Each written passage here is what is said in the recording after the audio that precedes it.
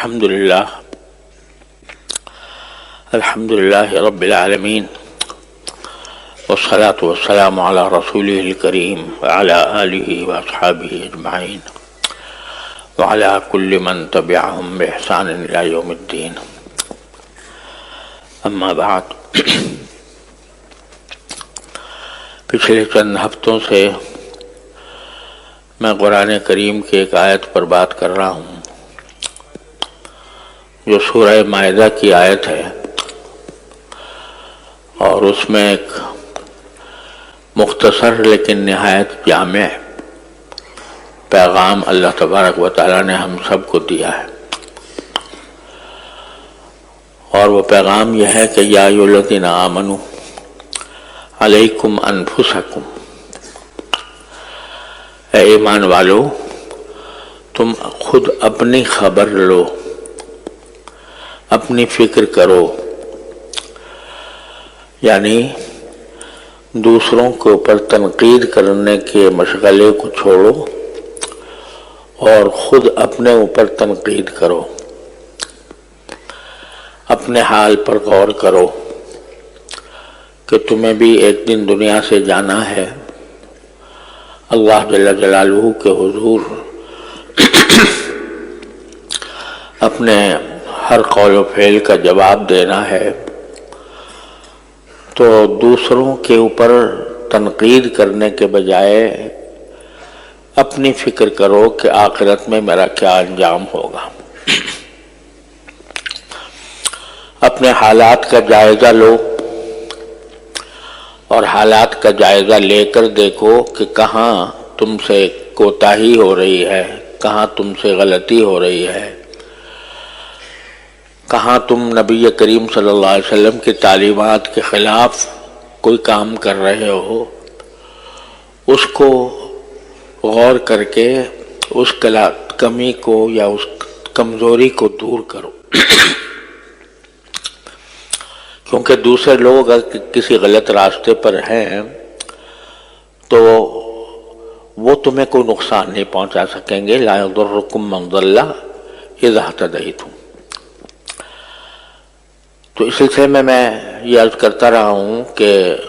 ہر انسان اگر اپنی فکر کر لے اور اپنے آپ کو دین کے سانچے میں ڈھالنے کی فکر میں لگ جائے تو اسی طرح رفتہ رفتہ معاشرہ درست ہو سکتا ہے۔ تو ہمارے اندر بعض اوقات ہمیں ایک خیال ہوتا ہے کہ الحمدللہ ہمیں نمازیں پڑھنے کی توفیق ہو جاتی ہے، ہم 5 وقت کی نمازیں پڑھتے ہیں، اول تو اس میں بھی کوتاہیاں ہوتی ہیں، ان کا بھی جائزہ لیتے رہنا چاہیے کہ نمازیں ہم واقعی اس طریقے سے پڑھ رہے ہیں جیسا ہم سے مطلوب ہے۔ قرآن کریم نے فرمایا کہ نماز کے اندر خشوع ہونا چاہیے، تو کیا واقعی ہماری نمازوں میں خشوع ہے یا نہیں ہے، اس کی فکر کرنی چاہیے۔ اگر نہیں ہے تو اس کو حاصل کرنے کی طرف لگ جانا چاہیے۔ لیکن اللہ تعالیٰ کا شکر ہے کہ جیسے تیسے نمازیں ادا ہو جاتی ہیں۔ رمضان آتا ہے تو ہم روزہ رکھ لیتے ہیں، حج کی طاقت ہوتی ہے تو حج بھی کر لیتے ہیں، زکوٰۃ ہم پر واجب ہوتی ہے تو کچھ نہ کچھ ادا کر دیتے ہیں۔ تو یہ بعض اوقات اس پر ہم مطمئن ہو کر بیٹھ جاتے ہیں کہ بس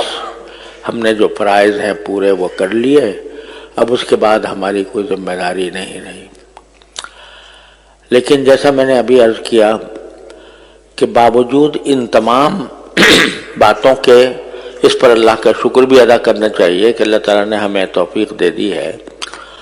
لیکن بے شمار دین کے شعبے ایسے ہیں جن سے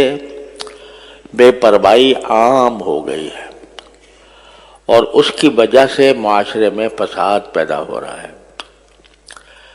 آج میں اس میں سے ایک پہلو کا میں ذکر کرتا ہوں پہلے، کہ باوجود اس کے کہ لوگ نمازیں پڑھتے ہیں، روزے رکھتے ہیں، سب کچھ کرتے ہیں،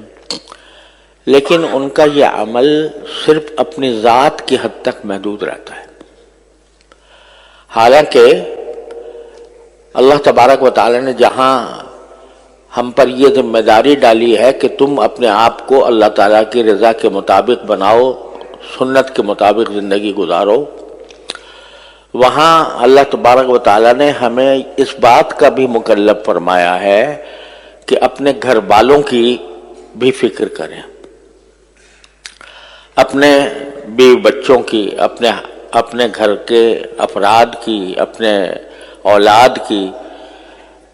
فکر کر کے ان کی ایسی تربیت کریں کہ جس سے دینی ماحول گھر میں پیدا ہو۔ چنانچہ ایک دوسری آیت میں اللہ تبارک و تعالی نے صاف صاف فرمایا، یا ایھا الذین آمنوا قوا انفسکم واہلیکم نارا، اے ایمان والو تم اپنے آپ کو بھی جہنم کی آگ سے بچاؤ اور اپنے گھر والوں کو بھی جہنم کی آگ سے بچاؤ۔ کیا معنی کہ صرف تمہیں اپنی ذات کو بچا لینا کافی نہیں ہے، بلکہ اپنے گھر والوں کی ذمہ داری بھی تم پر عائد ہوتی ہے۔ تم اپنی فیملی کے سربراہ ہو،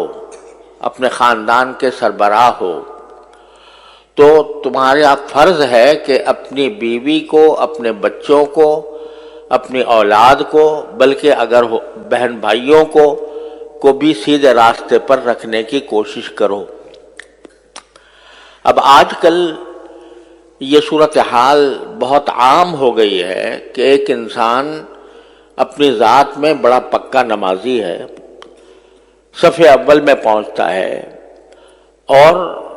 تکبیر اولیٰ کے ساتھ نماز جماعت میں ادا کرتا ہے،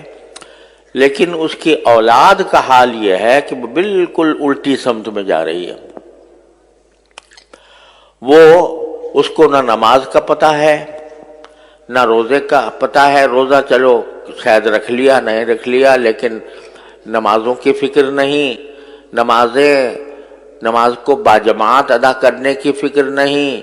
اس کو دین کی بنیادی باتوں کا پتہ نہیں، اس کو قرآن کریم پڑھنا نہیں آتا، اس کو قرآن کریم کی تلاوت کی توفیق نہیں ہوتی، اور وہ دن رات دوسری طرف لگا ہوا ہے، لہو و لعب میں، کھیل کود میں، اور اس کو ایسی تعلیم گاہوں میں اس کی تربیت ہو رہی ہے جہاں دین کا کوئی نشان نہیں ہے۔ آج ایک نہیں سینکڑوں مثالیں میرے سامنے آتی ہیں کہ بڑا نیک لوگ ہیں اور اپنی ذات میں نماز بھی پڑھتے ہیں، روزہ بھی رکھتے ہیں، حج بھی کرتے ہیں اور تبلیغ میں بھی وقت لگاتے ہیں، لیکن اولاد کی طرف دیکھو تو وہ دوسری طرف جا رہی ہے اور اس کو دین کا کوئی ہوش نہیں ہے، کوئی پتہ نہیں ہے۔ وجہ کیا ہے کہ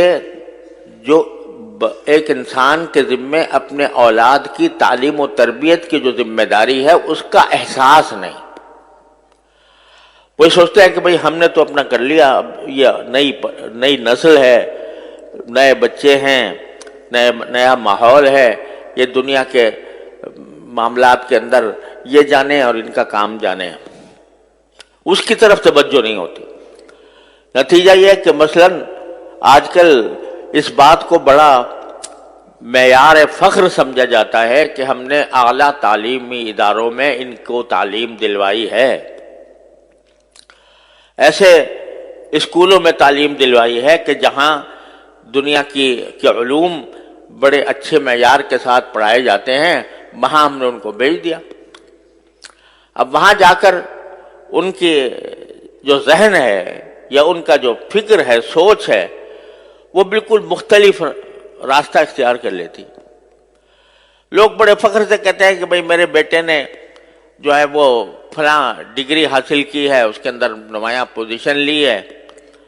اور اس کو اسکالرشپ دی گئی ہے اور اس کی اسکالرشپ کے ذریعے اس کو باہر بھیجا جا رہا ہے۔ بے دھڑک اس کو ایک اعلیٰ فخر کی بات سمجھ کر اپنی اولاد کو باہر بھیج دیتے ہیں، اور باہر بھیجنے کے بعد وہ اولاد پھر بعد میں خود روتے ہیں کہ یہ ہمارے ہاتھ سے نکل گئی۔ ایسے مثالیں بے شمار ہمارے سامنے آتی ہیں، اچھے خاصے نیک لوگ، اور بس اس لیے اس فکر میں کہ ان کو بہت اعلیٰ ڈگری مل جائے گی تو ان کو بڑی اعلیٰ ملازمتیں ملیں گی، بڑا ان کا اعلیٰ روزگار ہو جائے گا، اس کی فکر میں انہوں نے ان کو باہر بھیج دیا۔ اور باہر حیرانی ہوتی ہے کہ تہجد گزار لوگ صرف لڑکوں کو نہیں، اپنی بیٹیوں کو تنہا بھیج دیتے ہیں دوسرے علاقے میں، دوسرے ممالک کے اندر، اور وہاں جا کر وہ بیٹی الگ رہتی ہے، تنہا رہتی ہے، تنہا تعلیم حاصل کرتی ہے، اور بعد میں پھر جب کہا جائے کہ بھئی یہ بیٹی کہاں گئی تو رونا روتے ہیں کہ جی اب کیا کریں، ہمارے ہاتھ سے نکل گئی، ہمارے اختیار سے باہر ہو گئی۔ ایسے بھی ہیں کہ جو کہیں باہر نہیں بھیجتے لیکن دنیا کے اندر رہتے ہوئے بھی یہ اس بات کی کبھی فکر نہیں ہوتی کہ اپنی اولاد کو کی تربیت کا کوئی اہتمام کریں۔ ایسے اسکولوں میں پڑھ رہی ہے اولاد جہاں دین کا نام و نشان نہیں، ایک مشکل سے ایک اسلامیات کا گھنٹہ ہوتا ہے، وہ بھی اسلامیات کے گھنٹے میں کوئی نہ ان کو یہ پتہ چلتا ہے کہ وضو کب کرنا چاہیے، کیسے کرنا چاہیے، نہ ان کو یہ پتہ چلتا ہے کہ نماز کے کیا طریقے ہوتے ہیں، نہ ان کو قرآن کریم پڑھنا آتا ہے، نہ ان کو دین کے بنیادی احکام کا علم ہوتا ہے۔ اس کی وجہ سے اولاد جو ہے وہ دین سے بالکل غافل ہو کے رہ جاتی ہے۔ اور آج کل تو سوشل میڈیا کا زمانہ ہے، تو ہر ایک کے ہاتھ میں بچے کے ہاتھ میں ٹیلی فون ہے، اور ٹیلی فون کے اندر جو کچھ خرافات اس کے اندر ہوتی ہے وہ خرافات سے میں ملوث ہوتا ہے، اور وہ ان خرافات کا مقتضا ہی یہ ہے کہ انسان آخرت کو بھول جائے اور دنیا کی فکر کرے، اس میں لگے ہوئے ہیں۔ تو میرے بھائیوں اور عزیزوں، یہ ہم کیا اس پر مطمئن ہو کے بیٹھ گئے کہ بھئی ہم تو نمازی ہیں، الحمدللہ ہم نمازوں کے اندر آتے ہیں، جماعت میں شامل ہوتے ہیں، جمعہ پڑھتے ہیں، اور ہم نمازوں کی ہمیں توفیق ہو جاتی ہے، لیکن اولاد کیسے کہاں جا رہی ہے اس کی طرف فکر نہیں۔ مجھے خود یاد ہے کہ ایک صاحب جو بڑے تہجد گزار تھے اور بڑے ذاکر شاگر، بزرگ آدمی، اپنے ایک بیٹے کا تعارف کر رہے تھے، کہتے جی میرا بیٹا ہے، اس نے دیکھو ماشاءاللہ اتنی ڈگریاں حاصل کی ہیں، اور اس نے فلاں معاملات میں اس نے پوزیشنیں لی ہیں، اور یہ بہت اعلیٰ ملازمت پر بھی لگ گیا ہے، یہ ساری اس کے اندر خوبیاں ہیں۔ البتہ ذرا تھوڑا سا بے دین ہو گیا، کیا مانا کہ یہ ساری باتیں تو بہت اعلیٰ درجے کی ہیں، لیکن ایک چھوٹی سی خرابی ہے کہ بے دین ہو گیا۔ العیاذ باللہ العلی العظیم۔ گویا بے دین ہونا یہ کوئی ایسی معمولی سی بات ہے جیسے کوئی آدمی یہ کہے کہ بھئی اس کے اندر ساری خوبیاں ہیں لیکن چھوٹی سی ایک بات ہے مکروہ درجے کی، معمولی سی، وہ یہ کہ بے دین ہو گیا۔ خدا کے بندے، اس کی مثال ایسی ہے جیسے ایک مشہور ہے کہ ایک حکیم صاحب علاج کیا کرتے تھے کسی کا، تو وہ علاج میں اس کے کبھی کوئی تکلیف پیدا ہو جاتی تھی، کبھی کوئی تکلیف پیدا ہو جاتی تھی، کوئی اس کو دست آ جاتے تھے کچھ، تو حکیم صاحب کہا کرتے تھے کہ اچھا کرو، نکل رہا ہے دست، جو مادہ ہے وہ سب باہر جا رہا ہے، فکر نہ کرو، ٹھیک ٹھاک ہو جائے گا۔ یہاں تک کہ ایک دن وہ بیچارہ دنیا سے رخصت ہو گیا، تو حکیم صاحب نے کہا کہ جی اور تو ساری باتیں ٹھیک ہیں، اس کا سارا نظام درست ہے، پیٹ بھی صحیح ہے، گردہ بھی صحیح ہے، بس ذرا سی روح نکل گئی ہے، ذرا سی روح نکل گئی ہے۔ تو یہ اسی طرح کہہ رہے ہیں کہ بھائی بہت اعلیٰ اس نے مقامات حاصل کر لیے ہیں، ڈگریاں اس کو مل گئی ہیں، اعلیٰ ملازمتیں اس نے حاصل کر لی ہیں، بس ذرا سا بے دین ہو گیا۔ العیاذ باللہ العلی العظیم۔ یہاں تک نوبت پہنچ گئی ہے کہ اس کی طرف فکر ہی نہیں کہ دین کی معلومات سے اگر وہ خالی ہے، دین پر عمل سے خالی ہے، تو گویا کوئی ایسی تشویشناک بات نہیں ہے، چونکہ اس نے بڑے اعلیٰ منصب حاصل کر لیا۔ یہ بے فکری جو ہے، قرآن یہ کہتا ہے علیکم انفسکم، اپنا جائزہ لے کے دیکھو۔ تو اپنا جب جائزہ لوگے تو تمہارے ذمے جو فرائض عائد ہیں ان میں بہت بڑا فریضہ تمہاری اولاد کا ہے کہ تمہاری اولاد وہ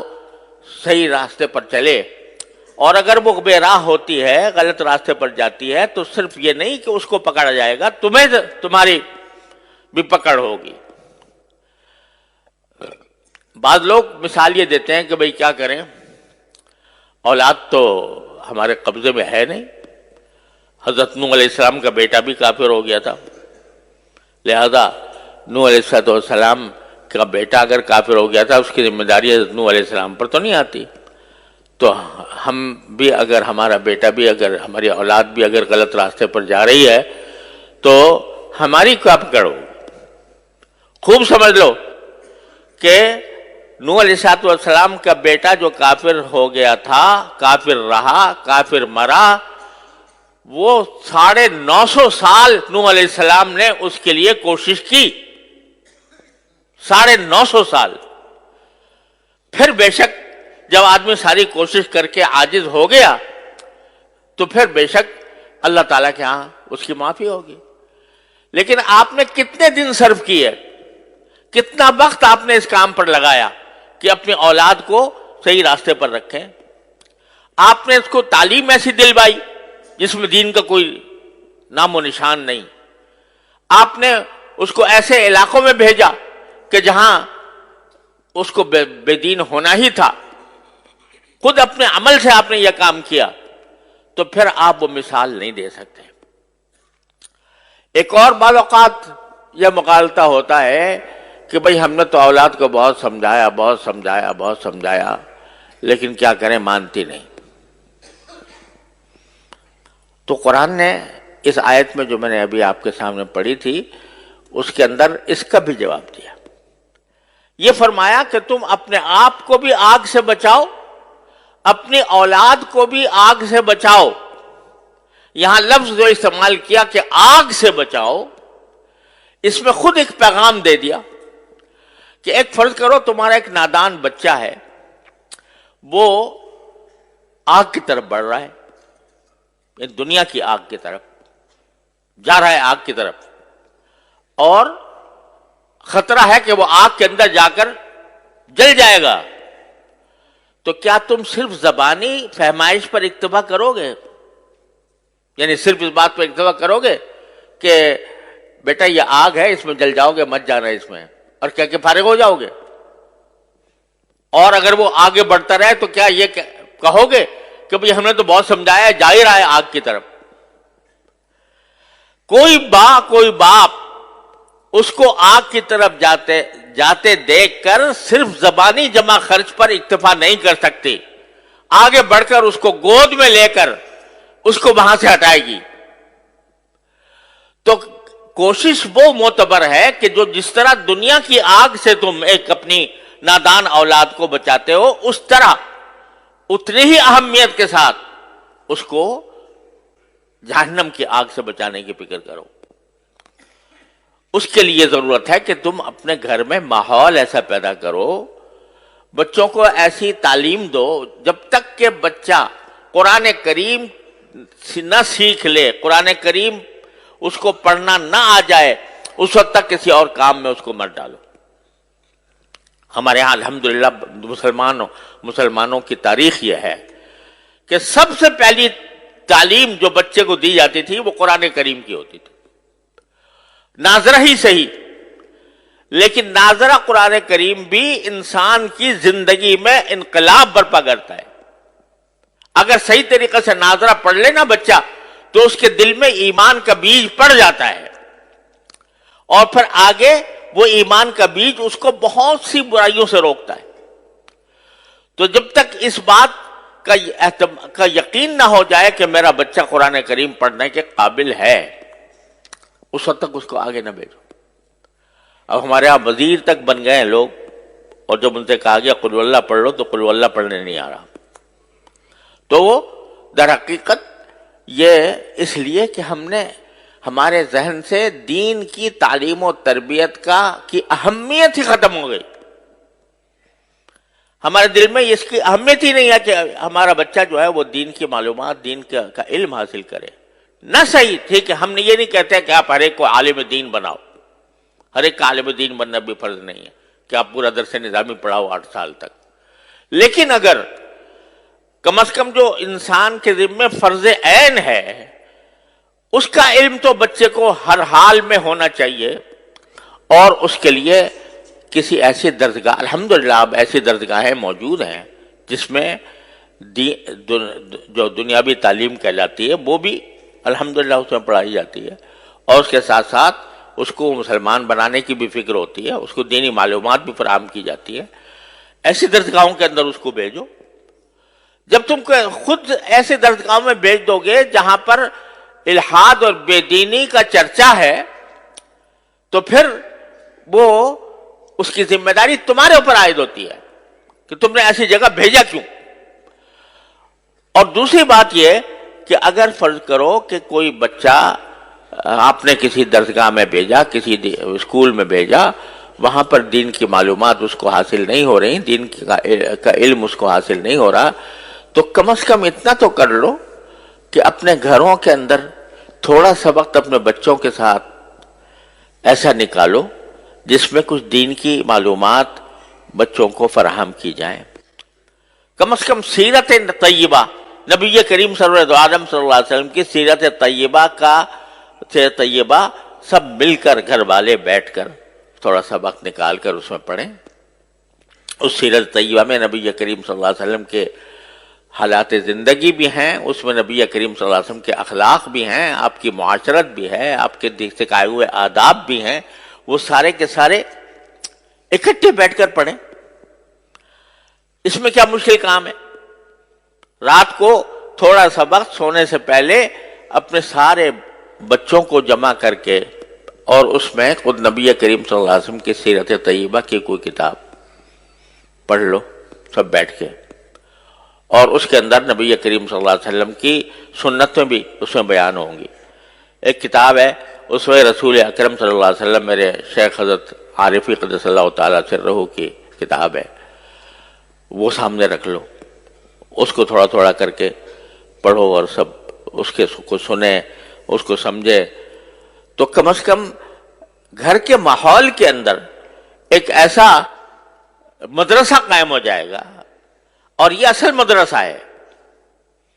نبی کریم صلی اللہ علیہ وسلم کے عہد مبارک میں کوئی باقاعدہ مدرسہ نہیں ہوتا تھا، صفہ تھا جس میں صحابہ کرام مختلف علاقوں سے آ کر تھوڑے سے پڑھ گئے تھے. وہ انہوں نے تو اپنے آپ کو خاص کر لیا تھا اس کے لیے. لیکن ہر صحابی کا اپنا گھر خود مدرسہ تھا دین کا. ہر صحابی کے گھر میں تذکرے نبی کریم صلی اللہ علیہ وسلم کی سنت کے ہوتے تھے، آپ کی سیرت کے ہوتے تھے. اس کے نتیجے میں جو اولاد پیدا ہو رہی تھی وہ اولاد بھی سیرت اور سنت کے سانچے میں ڈلی ہوئی تھی. اس میں کیا مشکل کام ہے؟ میں کہتا ہوں 15 منٹ نکال لو، صرف 15 منٹ روزانہ، اور اس میں نبی کریم سرور عالم صلی اللہ علیہ وسلم کی سیرت طیبہ پر مشتمل کوئی کتاب پڑھی جائے، اور پڑھ کر بچوں کو اس کا علم دیا جائے سیرت طیبہ کا. اور پھر سیرت طیبہ کے ساتھ جو بنیادی ضروریات ہیں دین کی، وضو کے احکام، نماز کے احکام وغیرہ وغیرہ، اور اخلاق، آداب، کس چیز کے کیا ادب ہے، کھانے کا کیا ادب ہے، سونے کا کیا ادب ہے، بازار جانے کا کیا ادب ہے، خرید و فروخت کا کیا ادب ہے، یہ ساری باتیں رفتہ رفتہ روزانہ کر کے اگر 15 منٹ بھی روزانہ ہر انسان، ہر مسلمان نکال لے اور اپنے اولاد کی اس طرح تربیت کرنے کی فکر کرے تو انشاءاللہ اللہ تعالیٰ کی رحمت سے ایک انقلاب آ جائے گا. لیکن چونکہ فکر نہیں تو اس کی وجہ سے یہ چھوٹا سا کام بھی نہیں ہو پا رہا. اور قرآن اسی کی طرف متوجہ کر رہا ہے کہ تم ساری دنیا کے اوپر تنقید کرتے ہو کہ فلاں جگہ یہ ہو رہا ہے، فلاں جگہ یہ ہو رہا ہے، سیاسی ماحول کے اندر بے چینی ہے، اضطراب ہے، انتشار ہے، لڑائیاں ہیں، جھگڑے ہیں، تنازعات ہیں، ان سب کی شکایت تو کرتے ہو، لیکن خود اپنی طرف متوجہ ہو کر نہیں دیکھتے کہ تمہارے ہاں کیا کمی ہے۔ اگر تم فرض کرو کہ مکمل طور پر اسلامی احکام پر عمل کر رہے ہو، لیکن تمہاری اولاد اور تمہارے گھر والے دوسری طرف جا رہے ہیں، اس کی ذمہ داری بھی تمہارے اوپر عائد ہوتی ہے۔ اپنی فکر کرو، اور اس کا ایک آسان راستہ میں آپ حضرات کی خدمت میں عرض کر رہا ہوں کہ 15 منٹ نکال لو روزانہ رات کو، اور اپنے گھر والوں کو جمع کر کے اس میں سیرت طیبہ اور احکام شریعت کی کتاب حضرت حکیم محمد مولانا تھانوی رحمۃ اللہ علیہ کی حیات المسلمین ہے مثلا، وہ پڑھ کے، بہت آسان کتاب ہے، آسانی کے ساتھ پڑھی جا سکتی ہے، وہ پڑھ کے سب کے سامنے پڑھی جائے تو انشاءاللہ اس سے ایک ماحول پیدا ہوگا